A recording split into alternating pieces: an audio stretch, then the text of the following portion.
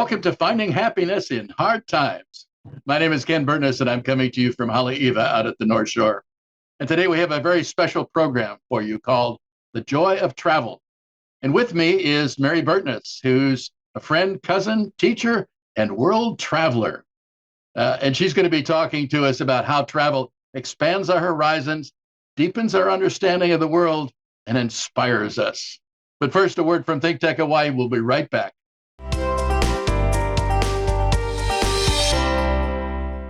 Mary, welcome once again to ThinkTech Hawaii. I really appreciate you being here today.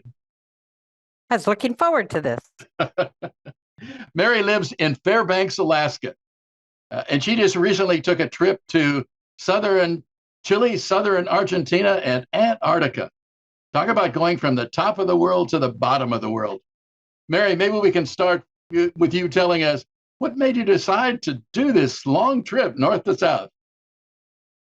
Well, my husband and I always like to do like 3-month trips, and this seemed like a good one to do. We always wanted to get to Antarctica, and we happened to talk to a friend, and they said, "We're going. You want to join us?" And that was a winter of 2020. So as you can imagine, it got postponed for 2 years. Finally, the third year we put it together.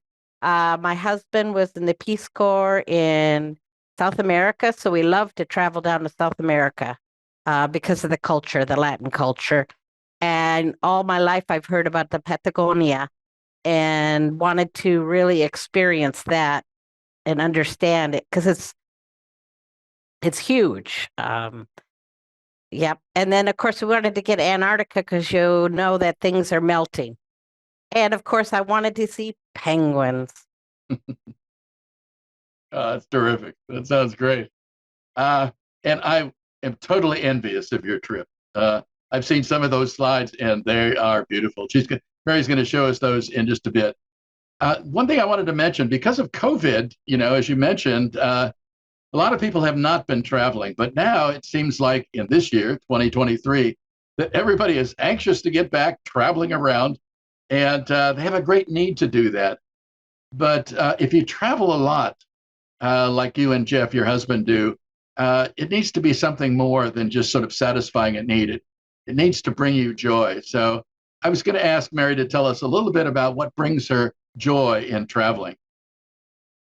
Oh, thank you. I have a whole list here, but I think what brings me joy is to go somewhere new, go somewhere where everything is new. I'm not in my rut. I'm experiencing everything around me is new. It slows my world down and makes my brain work real hard. Opens my eyes to doing new things. I always especially love traveling out of the country because sometimes we can be so U.S. centric that we don't realize that there's a lot more out there and it doesn't all have to be done the American way. And there's a lot of different ways of doing things. So that brings me joy to see that there's other ways to be doing things. We're big birders and wildlife people. We're naturalists. So it's wonderful to get out into different environments, see different plants, animals, and understand the ecosystems and how it all fits into the world, how each ecosystem. Deserts are related, but yet every desert is different. Forests are, related, but they're also different. So it brings me joy to add so much more into my brain. Also people, I can't say enough about meeting people when you travel. The residents, of course, as well as other travelers. And we do home exchanges, which we get to meet some people. We get to stay in their homes and we really learn about the culture. And we've made so many worldwide friends just through the home exchange system. Let's see. Also, you don't really have to go too far to travel either. If I go on a new trail, it brings me just as much joy as to go all the way to Patagonia. Just being outside, being in your shoes at the moment. taking it all in, not thinking about anything else except for observing where you're at. And that brings me joy. One thing that brought me joy in during COVID was that I got to reestablish contact with my cousins. We get together on Zoom like every month, and we're a very widespread family. It ranges from Mary up in Alaska to me in Hawaii. So as far away as Brooklyn, New York. So it's a long stretch for us. And we were on together in our cousin's Zoom, and I got to see a few of the pictures that Mary took. And she took a lot of them, but she's got here some pictures to show us how, what she's saying about bringing us joy. These pictures will illuminate that. So let me turn this over to Mary. And Mary, tell us a little bit about these pictures. Well, this kind of represents to me the power of water. When you go all over the world, you can see the power of water and how important it is. And this is Iguazu Falls. And this happens to be on the Argentina side. This falls is 2.2 kilometers long, and I think it's like 200 different falls. And you walk along this boardwalk, and it makes you feel so small, understanding where all this water is coming from, or where all this water is going to, and how long it's taken to form these falls. So falls are wonderful. If you ever want to see the best falls in the world, of course, is Iceland. So you can go on to the next slide. And then, of course, the majesty of mountains. They all are formed in different ways. This one happens to be Torres de Paine. And as you can see, there's a whole different set of rock on top as below. And it's world renowned. It's fairly hard to get to. But every time I looked at this, I couldn't stop looking at this particular range. And if you want to feel, again, if you want to feel small in the world and a speck in time, looking at mountains always does that for me. And where were these mountains, Mary? This is in Chile, in Patagonia, not too far out of Puerto Natales. They're southern Patagonia. And then also just understanding where we are in time. Again, we're just a speck. And this happens to be fossilized tracks of some centipedes. And this was probably about 5 inches across, just to give you an idea. And this was on a beach. So looking at fossilized things and bones and just understanding how the world is put together and how it's moving and what's happening right now in this moment may not be that important. For sure. And next one. Oh, and then this happens to be us happy campers, but this is Antarctica. And I think glaciers all over. This is all glaciers. And we were there in November, so it was more spring than anything. But to understand how glaciers changed the world and to think about how glaciers were around and shaped everything, but they still exist in mass in Antarctica, and they're melting, but it was astounding to be surrounded by glaciers. And then I like to look at the small, the minute, and I like to take a lot of pictures of just something very small. And I actually have an Instagram account where everything in it is just, the macro. And this is one of my favorite shots of a whole little ecosystem on a shell. Wow. And the next, yeah. And then patterns. I love photography. And so when I take pictures, I'm looking for patterns, texture, lighting, telling stories. This happens to be the baleen of a right whale that had died. And so that's just the baleen, to look at baleen and then all the pebbles that are caught between it. But it adds for a wonderful textured photograph. Wow. And that brings me joys to capture that stuff. And this one is different types of plants. This is a very unusual plant. It's like it's not quite it's a parasite plant, and they call it breadfruit, I think. But they're only about that big. but you see them all over in Patagonia, down in the more wet areas, southern Patagonia, both in Chile and Argentina. That one happened to be taken in Ushuaia, which is by Tierra del Fuego. Next slide. Oh, and then, of course, animals. This is the elephant seal. We were really lucky because the elephant seals only haul up onto shore for a very short time, a month and a half. This happened to be a big bull that was out there making a lot of noise, and it probably is 12, 15 feet long. Huge, few tons. But they were just amazing animals to watch. Yes. And then I love birds. And I think, sometimes vultures get a bad rap, but look at how regal that one is.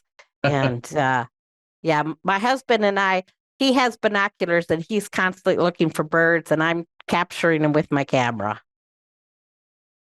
Yeah. And this is a Gen 2 penguin in Antarctica. Wonderful little birds. I can't stop looking at them, just like I couldn't stop looking at kangaroos when we were in Australia. But this guy was running around looking to find a mate and start a nest, waiting for the snow to melt so they could do that. Looks like he's got his arms out for a hug, Yeah, really. And this picture was taken in South Georgia, and that's a set of islands. And the residents are only summertime, but it's also the home of the largest king penguin populations in the world. And this is a king penguin. And it also has it's the largest population of macaroni penguins on these islands. And it was pretty much ignored except for the whaling industry moved in. And they ended up having whaling stations, which of course are all abandoned. But the majesty of the interaction of, the animals in their environment always is so fascinating to me. What makes this penguin look more kingly than other penguins to you? Oh, the colors. Their colors are so royal, and they're taller. They're just slightly smaller than the emperor, which is the largest one. But yeah, and they walk around very regally, the waddle. So the colors, I think. Uh-huh. Yeah. Oh, and then when we travel, we like to do a lot of research, and we like to learn about the history of the area. As far back as we can find, we read a lot, we watch movies, and then sometimes when we're traveling, we listen to podcasts. This picture is in Colonia, Uruguay, and if you can see, you can kind of tell this was a place where the Portuguese and the Spanish kept invading each other back and forth, back and forth. And this is kind of a juxtaposition between the two because part of that building was built by the Portuguese and part were by the Spanish. The Spanish had more flat roofs and the Portuguese had more slanted. The Portuguese roads would go down in the middle and the Spanish roads would go like that. So you'd go from one block to one area and you'd see influence of both. But that's an example of learning about the history that's so fascinating. And again, brings joy because it's exercising my brain. Terrific. And this is a photo of Jeff and our guide, Elvis. And this was in Iguazu Falls in Argentina. And I think what brings me a lot of joy is to share the wealth and actually hire guides. We have a tendency to go for more nature guides, but if you go in the cities, you can get walking tours all the time, or go to a museum and get a guide there, and really learn. And you can not only learn about what they're showing you, but you learn about their lives, and you'll understand more about the world and the people in it. What are they looking at here? What's the? This happens to be a bird sanctuary. Well, I guess we're on the Brazil side now. Brazil and Argentina were right at the borders of that, so it was a bird sanctuary. And then this is our friend Alejandra, and she is a botanist, and she lives in Puerto Madryn, Argentina. And last summer they came and stayed at our house, and we've been communicating with them since the first time we were going to go to Antarctica. And they have a home in Puerto Madryn. We actually stayed at their house for 2 weeks. They weren't around, and then they came to Alaska. So I feel like they're really good friends now. And she was amazing. She rented cars for us. She had food for us when we got there. She gave us so much information. Um, and it was like a real step into the culture and to understanding what's going on. So I can't say enough about home exchanges because you really get to know a very different part of what you're traveling through. And this picture, she happens to work in a museum that it's where one of the gigantic dinosaurs are, and she's standing next to one of the vertebrae of the dinosaurs. And because her husband's an agroeconomics person, and they actually work out of this museum, but they took us all through the back sides of the museum, which was fun. You get to see all those interesting things that most people don't get to see. Yes, yes, yes. Terrific. And then the last picture was we love vineyards. And this was one of the most romantic ones we went to, just sat out on this porch. It was very hot, sipping wine. Yeah, that's nice. Going to vineyards always brings me joy to taste the earth through the grapes. It looks like such a pleasant afternoon there with the it was perfect. With horizon, with the green horizon that you're looking at. That was beautiful. Mm-hmm. Wow, great pictures, Mary. That was terrific. Thank you. What if you had to pick one of those? Which was the one that struck you the most when you were there? Or the place that struck you the most? I know people, obviously, and Mary's a great people person, so I totally agree with Mary about the wonders of getting to know people. But if you're looking at a place or at a vista or the wildlife, what was the one? If you had to pick one of those slides, what was the one that really, sort of did it for you? I think being in South Georgia and stepping out on a beach and knowing the beach is being shared by 125,000 king penguin pairs and probably 300 elephant seals and 400 fur seals and skuas, and just being totally surrounded by wildlife, and they don't care that you're there. They're not frightened of you or anything. And I think that it's not very many places in the world besides the Galapagos that you can experience being so close to wildlife. And I think the second would be our friendship with Alejandra and Damian in Puerto Madryn.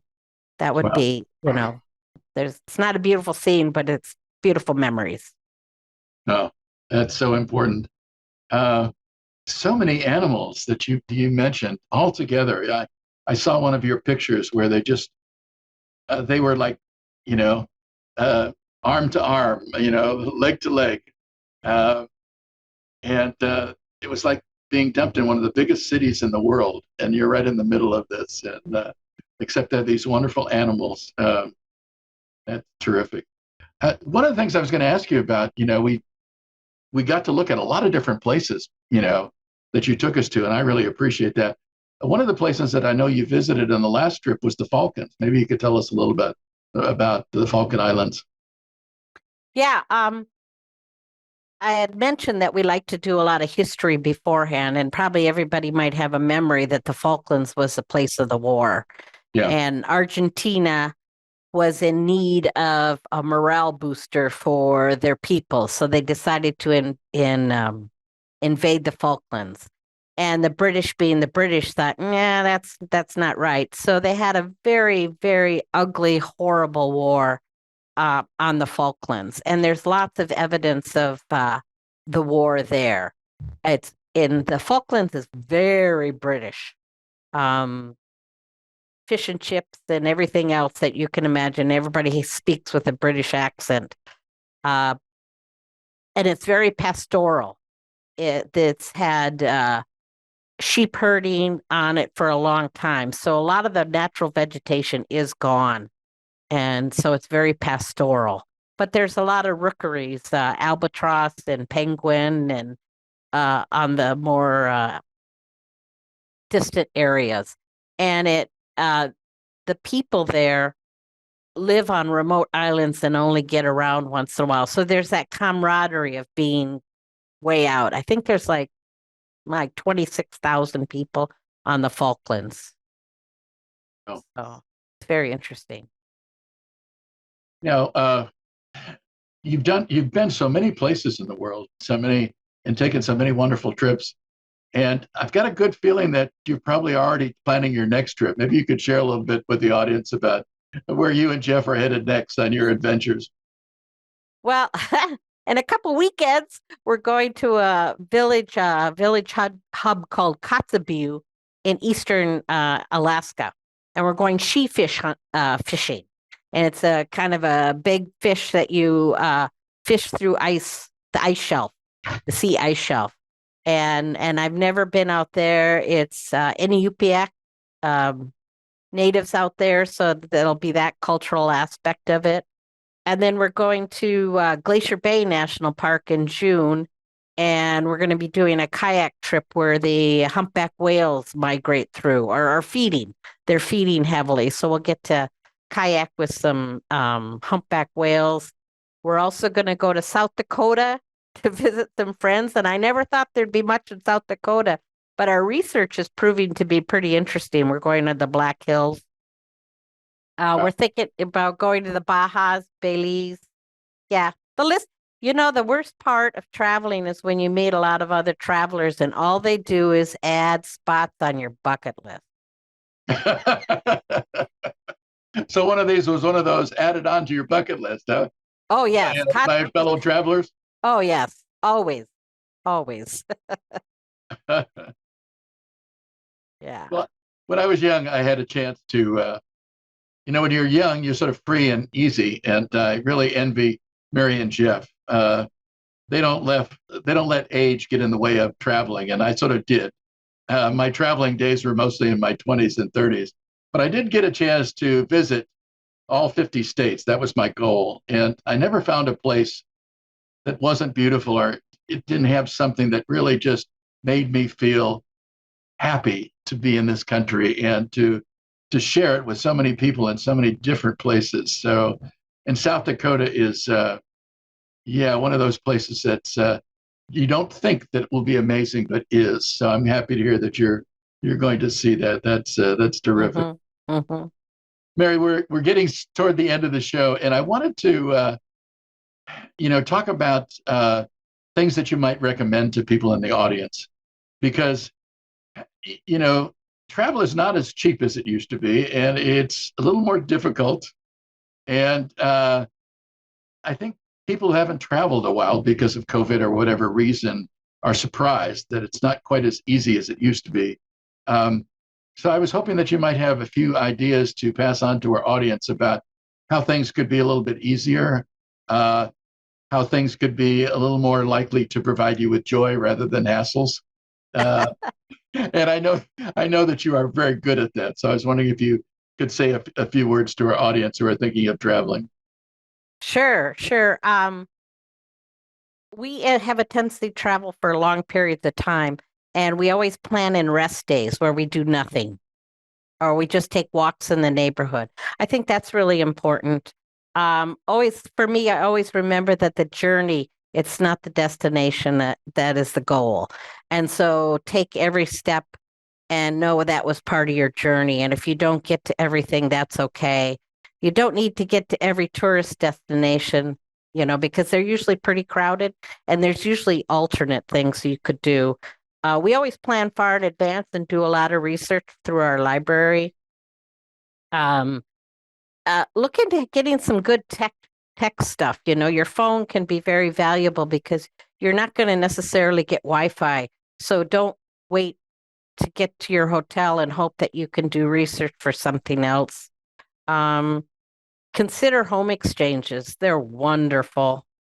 Hire guides. This last time around, Jeff and I actually went through a tour company that was just real personal. We found a tour company right in Buenos Aires. We always try to support the local, and they actually picked us up at airports with the sign, took us to where we were going, and it ended up being incredibly less stressful for us.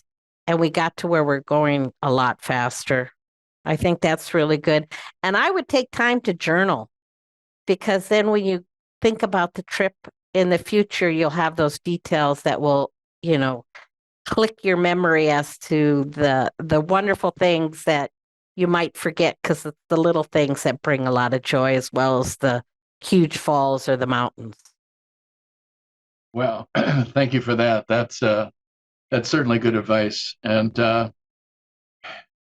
many things we plan for, or think we've planned enough for, but somehow it just never seems to turn out like we had hoped to do. And the advice that you just gave us, I think, goes a long way to making the trip much more pleasant and much more relaxing. I especially love the part where you said, take time to, do nothing. There's something very special about doing nothing and just sort of being there and being in that new surroundings and that new horizon that you're looking toward, and that new air that you're breathing, especially your last trip going way, way down south. That was amazing, and amazing pictures. Thank you so much for sharing all that, Mary. Thank you for allowing me to share. That's joyful too. Spread that travel bug. Yeah. And the audience probably doesn't know, but in my youth, before I came to Hawaii and fell in love with Hawaii, I was stationed a year at Alaska. And God, I love that state. It is my second favorite state. If I wasn't in Hawaii, I'd be in Alaska. It's just the beauty up there is phenomenal. And I'm hoping to talk Mary into coming back in a future date and showing us and talking to us about the beauty of Alaska, because it's an incredibly special place to live and be at. So, Mary, continue to enjoy that wonderful northern state that we're connected to, because Hawaii and Alaska are the only non-contiguous states in the Union, and so we share a lot. We share a lot of travel between each other, and we share a lot of the spirit. I mean, the Aloha spirit and the frontier spirit up in Alaska, very similar in their feelings toward other people, and they're taking care of other people. It's they're wonderful states to live in. So I hope to see you again in the future to share that with us, because I know you spend a lot of time traveling in state as well as out of state. Definitely. Thanks again, Mary. My pleasure. And thanks to all you who are tuned in as the audience, and thanks to ThinkTech Hawaii, who provided us all that great support, including Ash, who was here with us today, doing tech, and Haley and Jay, and all the people. Michael, it's a wonderful place to be in ThinkTech Hawaii, and certainly looking forward to seeing you and the audience again in 2 weeks. We'll be back in 2 weeks, same time, same day of the week. And we've got a very special show coming to you there about the joy of dance. And my good friend, Cherie Magnus is going to be with us. And she is a world-class dancer and teacher, and a librarian, and an author. She's just finished her trilogy. And let me get this straight. Well, let me just take a quick look, because it's the Death Dance Destiny memoir trilogy. How's that for a thing to talk about? 3 books that were really wonderful. And her latest book is about Lincoln and Rachmaninoff walking into a bar, which is pretty incredible. So she's got lots to tell us in 2 weeks, and we look forward to seeing you then. In the meantime, aloha, have a great time, and be safe.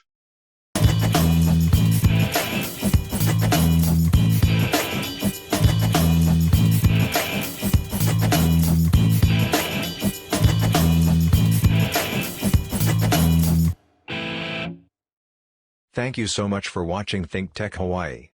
If you like what we do, Please like us and click the subscribe button on YouTube and the follow button on Vimeo. You can also follow us on Facebook, Instagram, and LinkedIn, and donate to us at thinktechhawaii.com. Mahalo.